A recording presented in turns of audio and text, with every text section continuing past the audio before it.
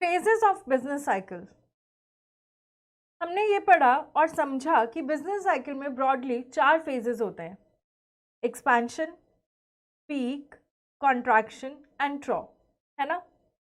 और जब भी हम ट्रॉ के बाद दोबारा एक्सपेंशन पर जाते हैं तो एक नई साइकिल क्रिएट हो जाती है, एक नई साइकिल स्टार्ट हो जाती है।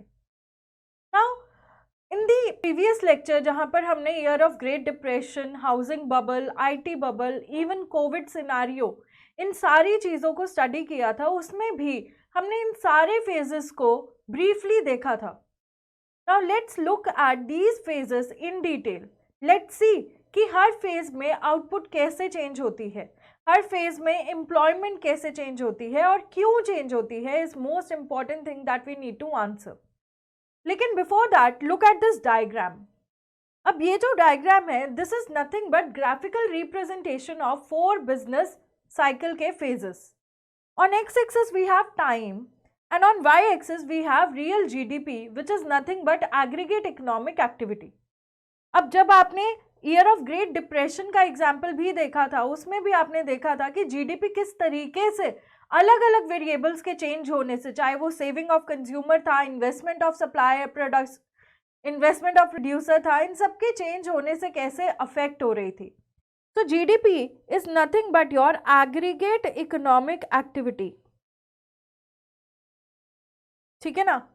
सो peak and trough, peak and trough ये 2 टर्निंग पॉइंट्स होते हैं। These are nothing but turning points. क्यों? क्योंकि अगर आप ध्यान से देखो, इमीडिएटली आफ्टर पीक कॉन्ट्रैक्शन आ गया एंड इमीडिएटली आफ्टर ट्रॉ फिर से एक्सपेंशन आ गया। तो मतलब हम एक फेज में है, अगर हम एक्सपेंशन फेज में है, पीक के आते ही उसके बाद हम कॉन्ट्रैक्शन में चले जाएंगे। Therefore, this is a turning point from one phase to another phase. Similarly, ट्रॉ is also a turning point क्योंकि ट्रॉ के आने से हम वापस एक्सपेंशन में फॉल कर जाते हैं और ये ऐसे ही चलता रहता है over the period of time. Let's look at the first phase which is expansion phase. Expansion नाम ही बता रहा है कि यहाँ पर हर चीज एक्सपैंड होगी, हर चीज ग्रो करेगी, डेवलप करेगी। Expansion phase is characterized by increase in national output, employment, aggregate demand, capital, consumer expenditure, sales, profits, rising stock prices and bank credit. Expansion एक ऐसा फेज है जब सब खुश होते हैं, सबकी लॉटरी लगती है, सबकी चांदी लगती है। क्यों? प्रोड्यूसर प्रोड्यूस कर रहा है, क्योंकि वो प्रोड्यूस कर रहा है इसीलिए लेबर को एम्प्लॉयमेंट मिल रही है, उसे इनकम मिल रही है, जो वापस से इकोनॉमी में जाकर एज कंज्यूमर उन्हीं गुड्स को खरीदता है, जिससे प्रोड्यूसर को और मोटिवेशन मिलती है और गुड्स बनाने की। एज ए रिजल्ट हमारी नेशनल आउटपुट इंक्रीज करती है, एम्प्लॉयमेंट लेवल्स इंक्रीज करते हैं, एग्रीगेट डिमांड इंक्रीज करती है, capital and consumer expenditure, capital expenditure कौन करता है?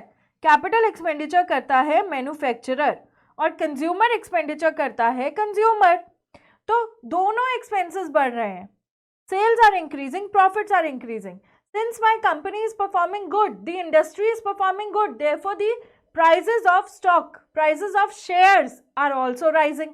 अब जैसे इस शेयर का दाम बढ़ेगा, इन्वेस्टर्स को लगेगा फटाफट इन शेयर्स में इन्वेस्ट करो, इनके दाम बढ़ रहे हैं, ठीक है ना। तो हमारे पास और पैसा आना शुरू हो जाएगा इन फॉर्म ऑफ इन्वेस्टर का पैसा, एंड देन ओवरऑल सिचुएशन इतनी अच्छी चल रही है तो बैंक का क्रेडिट भी इंक्रीज हो रहा है। This state continues till there is full employment of resources and production is at its maximum level. Mark this, expansion state तब तक कंटिन्यू करता है जब तक मेरे रिसोर्सेज फुली यूटिलाइज ना हो जाए, जब तक हम इकोनॉमी के अंदर फुल एम्प्लॉयमेंट लेवल अचीव ना कर लें। What is full employment level? मैं आती हूँ उसके ऊपर। सेकेंड पॉइंट मार्क करते हैं, production is at its maximum possible level using the available productive resources. जब ये दोनों चीजें अचीव हो जाएंगी तब एक्सपेंशन खत्म हो जाएगा और आप पीक पर पहुंच जाओगे, which is the highest point of expansion, or you can say which is the highest point of the entire business cycle. अब यहाँ पर हमने 2 सिनारियोज देखने हैं। Scenario number 1 says there is full employment. ठीक है, full employment of resources.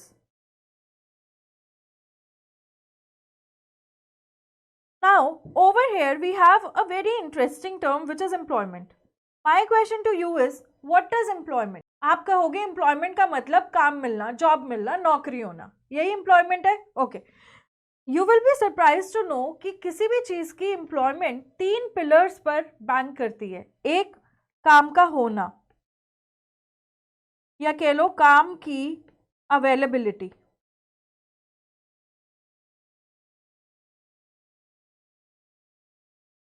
Second is worker की willing, in fact I should write labour, क्योंकि अब आपको पता है लेबर का मतलब सिर्फ दिहाड़ी मजदूर नहीं होता. लेबर की काम करने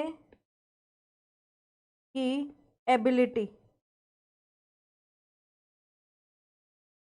एंड थर्ड इज लेबर की काम करने की विलिंगनेस. जब ये तीनों चीजें होती हैं तो हम कहते हैं that there is employment in the economy. मैं काम करना चाहती हूँ, मेरे पास डिग्री भी है, मेरे पास विलिंगनेस भी है काम करने की, एबिलिटी एंड विलिंगनेस दोनों है, लेकिन मेरे पास काम नहीं है. इमेजिन ए सिचुएशन, आप लोग नवंबर 2019 अटेम्प्ट में सीए बन जाते हो, आपके पास डिग्री आ जाती है, ठीक है, एबिलिटी टू वर्क, आपका मन भी है नौकरी करने का, विलिंगनेस टू वर्क, लेकिन कोविड की वजह से जॉब अवेलेबल ही नहीं है. There is no availability of work. Will you be employed? You will not be employed, right? अब अगर इन तीनों में से एक भी चीज मिसिंग हो जाए ना, तो हम उसे कहते हैं अनएम्प्लॉयमेंट. मतलब अगर इन तीनों में से एक भी चीज,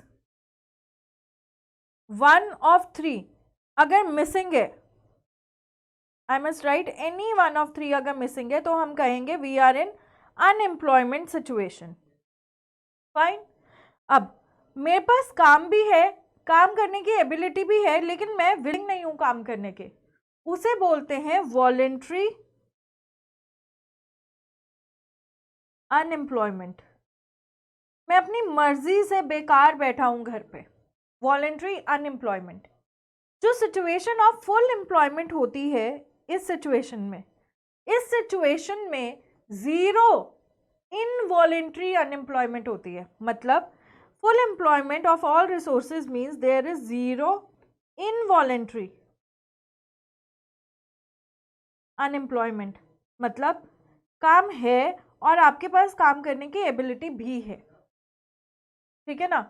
तो अगर मेरे पास बहुत सारे रिसोर्सेज अवेलेबल हैं और मैंने उन सारे रिसोर्सेज को अपनी फैक्ट्री में या अपनी इंडस्ट्री में एब्जॉर्ब कर लिया, काम दे दिया, और मैं उनसे 100% यूटिलाइजेशन के बाद, काम करवाने के बाद अपना एक maximum optimum production level achieve कर चुकी हूँ, इसके बाद अगर मुझसे एक भी और यूनिट बनाने को कहा जाए, तो ना मेरे पास रिसोर्सेज है, ना मेरे पास लेबर है, और ना ही मेरे पास कैपिटल गुड है.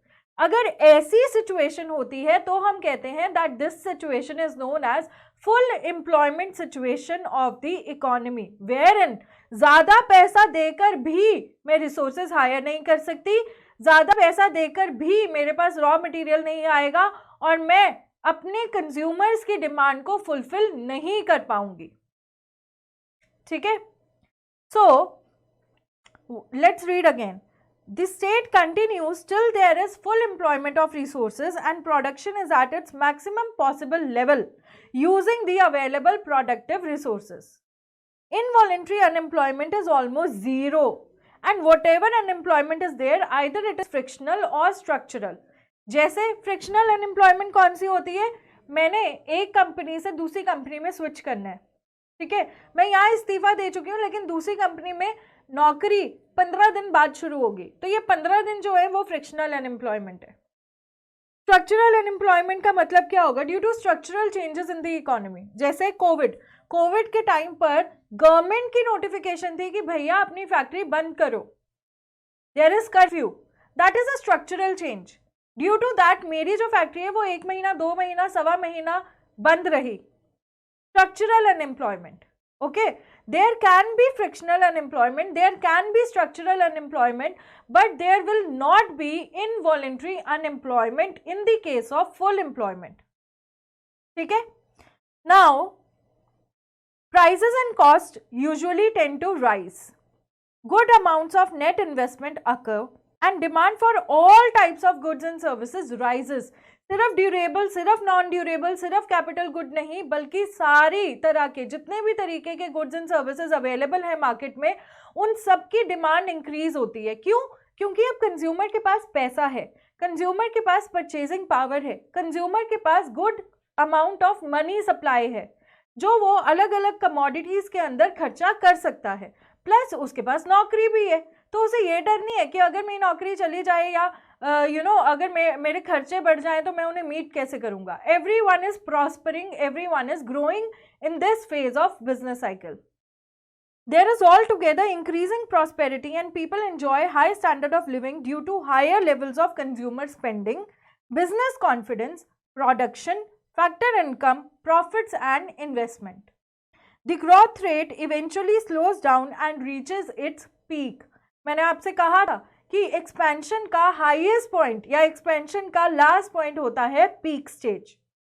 पीक स्टेज का मतलब होता है इट इज द टॉप और highest point of business cycle. Peak मतलब अब मैं मैक्सिमम लेवल पर पहुंच गया, इसके बाद एक और यूनिट अगर मैंने प्रोड्यूस की तो मैं डाउनफॉल पर चला जाऊंगा. कैसे, वो अभी समझेंगे. Now in the later stages of expansion inputs are difficult to find. क्यों डिफिकल्ट टू फाइंड है? याद करो, आप ऑलरेडी कहां पर हो? फुल एम्प्लॉयमेंट लेवल पर हो. और फुल एम्प्लॉयमेंट लेवल क्या होता है? मेरे पास इकोनॉमी में जितने भी रिसोर्सेज थे सब यूटिलाइज हो चुके. अब एक और यूनिट बनाने के लिए मेरे पास रिसोर्सेज नहीं है.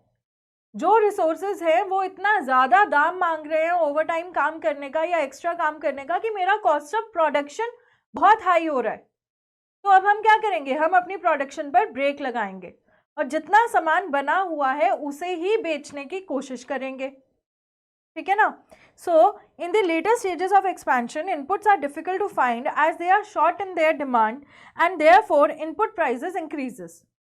Output prices also rise rapidly leading to increase cost of production. Natural सी बात है ना, अगर मेरी फैक्ट्री के अंदर सारे लेबर यूटिलाइज्ड है, ठीक है, और अब अगर मुझे एक्स्ट्रा प्रोडक्शन करनी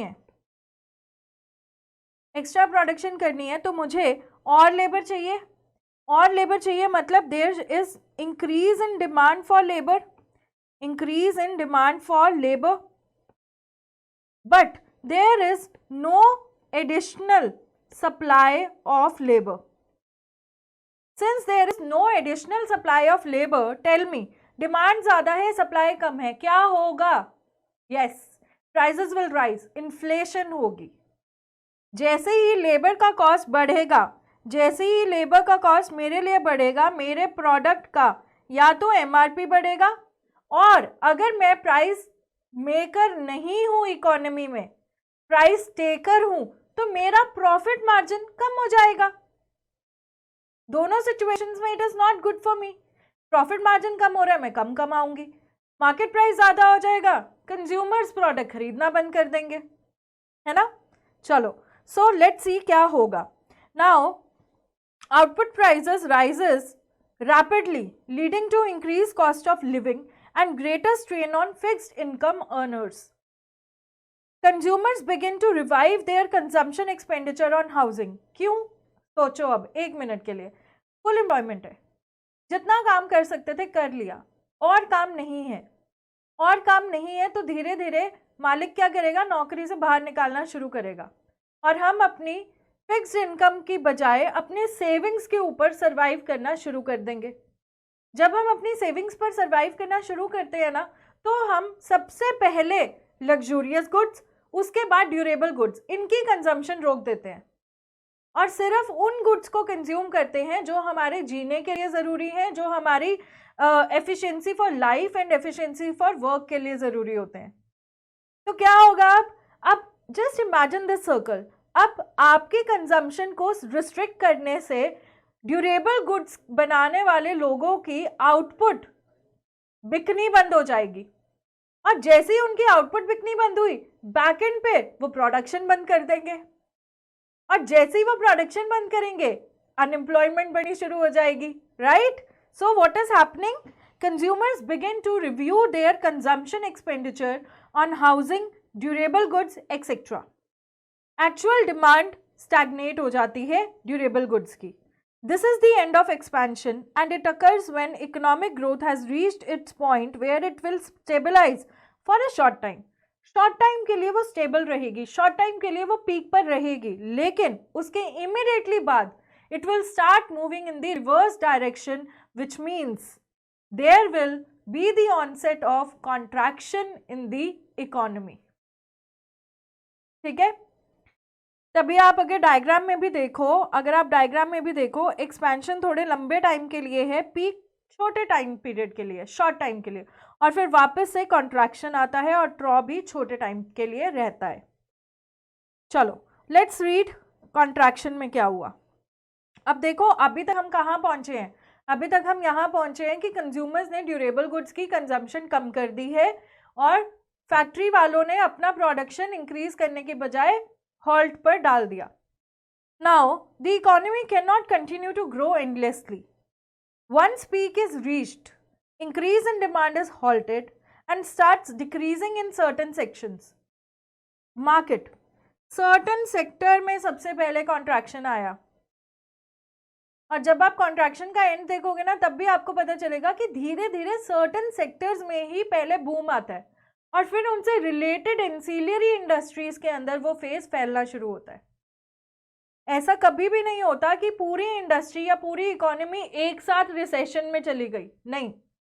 कुछ कुछ sectors, secondary sectors, tertiary sector, usually secondary sector से स्टार्ट होता है, बिकॉज जो टर्शरी सेक्टर होती है वो तो ऑक्सिलरीज होती हैं, जैसे बैंकिंग, ट्रांसपोर्टेशन, ये सारी, insurance, these are auxiliaries. Main sector जो है हमारा, that is secondary sector.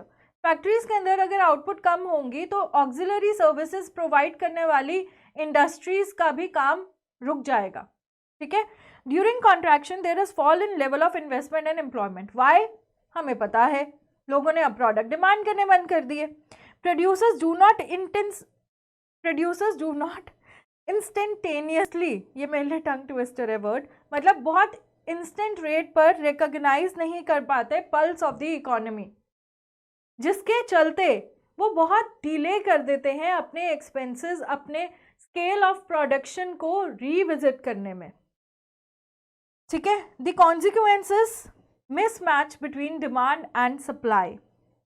Supply exceeds the demand. अब कॉन्ट्रैक्शन में क्या हो रहा है? कॉन्ट्रैक्शन फेज के अंदर जो मेरा सप्लाई है, जो मेरी आउटपुट ऑलरेडी बनी पड़ी है, now it is more than the demand from the consumers. मेरे पास जो सामान बना पड़ा है वो बहुत ज़्यादा है, लोग उसे नहीं खरीदना चाहते। मैं क्या करूँगी? दाम कम कर दूँगी, पर मैं दाम उतना कम करूँगी कि मैं कुछ तो प्रॉफिट कमा सकूँ, है ना। एकदम से मैं ज़ीरो प्रॉफिट पर तो नहीं आऊँगी, तो मैं दाम धीरे धीरे करके कम करना शुरू करूँगी, जिससे क्या होगा? There will be deflation in the economy. और इसके चलते क्या होगा? ऑलरेडी मैं प्रोडक्शन नहीं कर रही हूँ, लोगों को मैंने अनएम्प्लॉय कर दिया, ठीक है।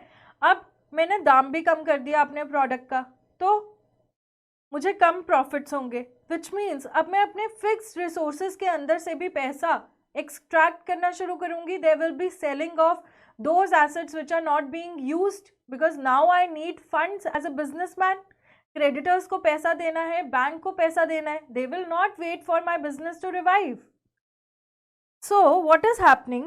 Initially, this will happen in few sectors at a very slow pace, but rapidly it will spread to all the sectors of the industry, or you can say of the economy. Producers, being aware of the fact that they have indulged in excessive investment and overproduction, respond by holding back future investment plans, cancellation and stoppage of orders for equipments and all types of inputs including labor. और जब ऐसा होगा तब investors को दिखेगा कि ये company तो कुछ फ्यूचर प्रोडक्शन या फ्यूचर प्लान के बारे में सोच नहीं रही, मतलब आने वाले टाइम में इस कंपनी से प्रॉफिट आए, वो ज़रूरी नहीं है। तो भाई अपने पैसे आज ही विड्रॉ कर लो, अगर ये कंपनी डूब गई हमारे पैसे भी डूब जाएंगे। तो इन्वेस्टर्स क्या करेंगे, अब इन्वेस्टर्स अपने पैसे आपकी कंपनी से निकालना शुरू कर देंगे। एज ए रिजल्ट आपके पास और मनी सप्लाई कम होना शुरू हो जाएगा। This in turn generates a chain reaction. Input market, capital good market, raw material market भी क्या होने लग जाएगी, अब डाउनफॉल पर आना शुरू हो जाएगी। And then this is the turning point and beginning of recession. During decrease in input demand pulls input prices down. Income of wages and interest earners gradually decline, resulting in decreased demand of goods and services. Producers lower their prices in order to dispose of their investments and for meeting their financial obligations. Consumers in turn expect further decrease in the prices and they postpone their purchases. भाई consumer तो लालची है, consumer को दिख रहा है कि एक प्रोडक्ट सस्ता होता ही जा रहा है और वो ये सोच रहा है कि ये प्रोडक्ट और सस्ता ही होता जाएगा, तो इस चक्कर में वो खरीदता नहीं। ठीक है, now business firms become pessimistic, वो नेगेटिव हो चुके हैं about the future state of the economy and there is a fall in profit expectations which will induce reduction in investment. जो पूरी स्टोरी मैंने तुम्हें समझाई। Bank credit shrinks as borrowings for investment decline, investor confidence is at its lowest, stock prices fall and unemployment increases.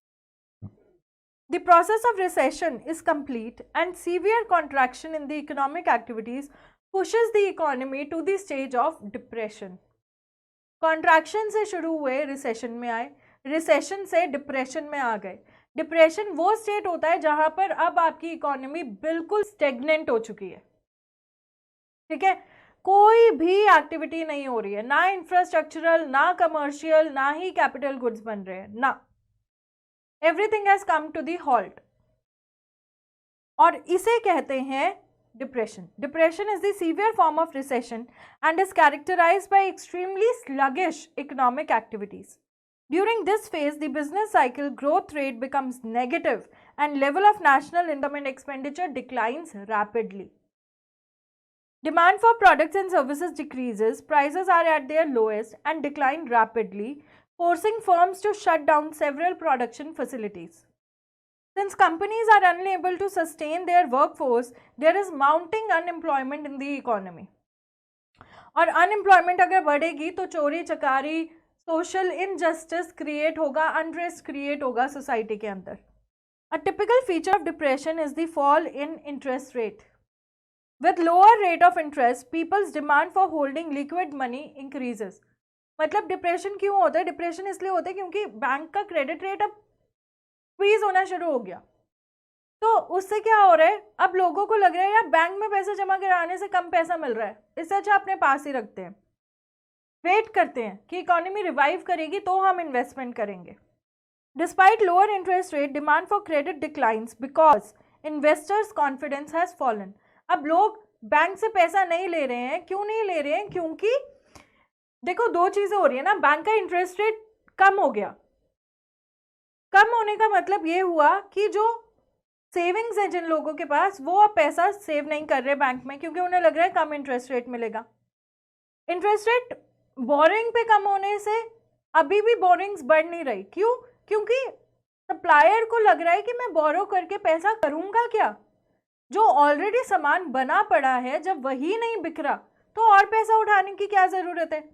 तो money supply रुक गई, जहां से पैसा आ रहा था वहां से आ नहीं रहा और जहां जा रहा था वहां जा नहीं रहा। ठीक है, इसलिए हम स्टेगनेंट सिचुएशन में पहुंच चुके हैं। Now often it is also happens that the availability of credit falls due to possible banking और financial crisis. Industry specially capital and consumer durable goods suffer from excess capacity. अब देखो, अगर आपको याद हो एक्सपेंशन के एंड में हमने कहा था there is no excess capacity, we have reached full employment level, but over here now there is excess capacity created in which sector? In the sector of consumer durable goods and capital goods. Large number of bankruptcies, liquidation significantly reduce the magnitude of trade and commerce. And at the depth of depression, all economic activities touch the bottom and the phase of thaw is reached. It is very agonizing period causing lot of distress.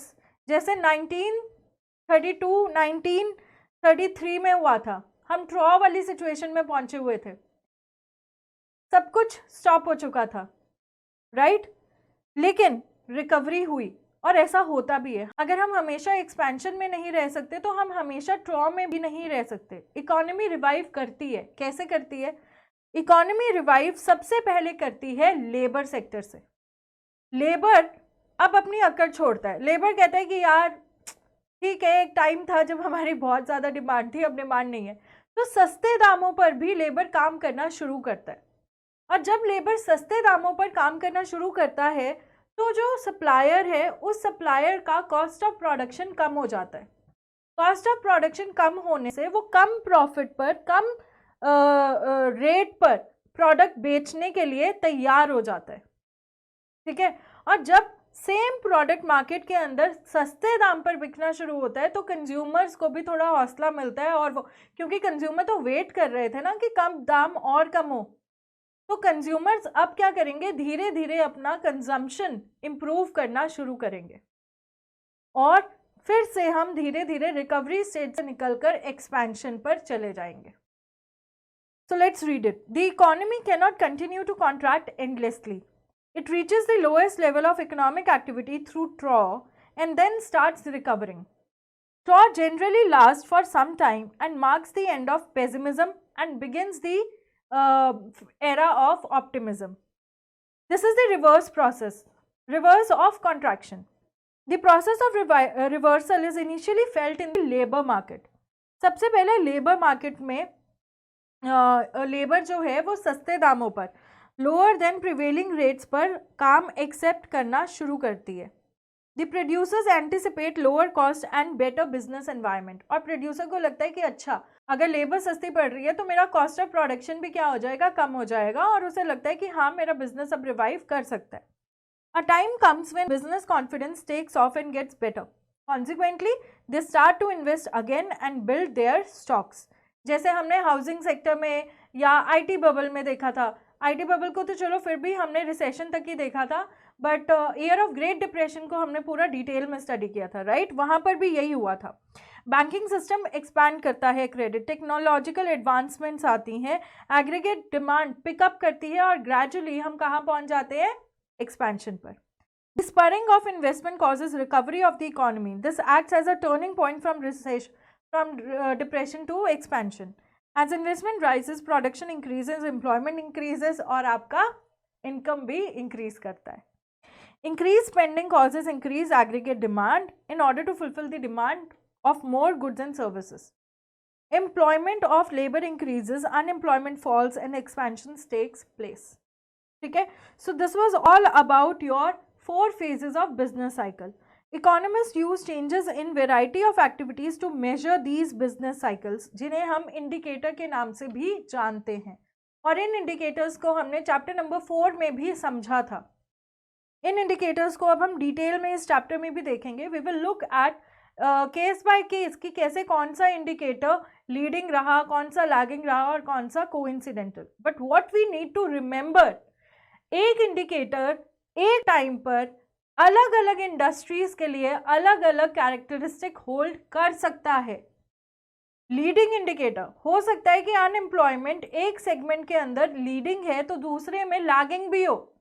तो हम ऐसे रट्टा नहीं लगा सकते कि हाँ, employment हमेशा ही लीडिंग होगी या इंटरेस्ट रेट हमेशा ही लैगिंग होंगे. No, it will depend on situation to situation, it will depend on industry to industry, it can change, right? So we cannot make this the rule of thumb. So let's understand कि ये leading indicators कैसे move करते हैं, lagging कैसे move करते हैं, and then we will also look at certain examples जो हमारे मॉड्यूल, हमारे ICI के मॉड्यूल में जिन indicators के ऊपर questions आए हुए हैं, we will also go through them.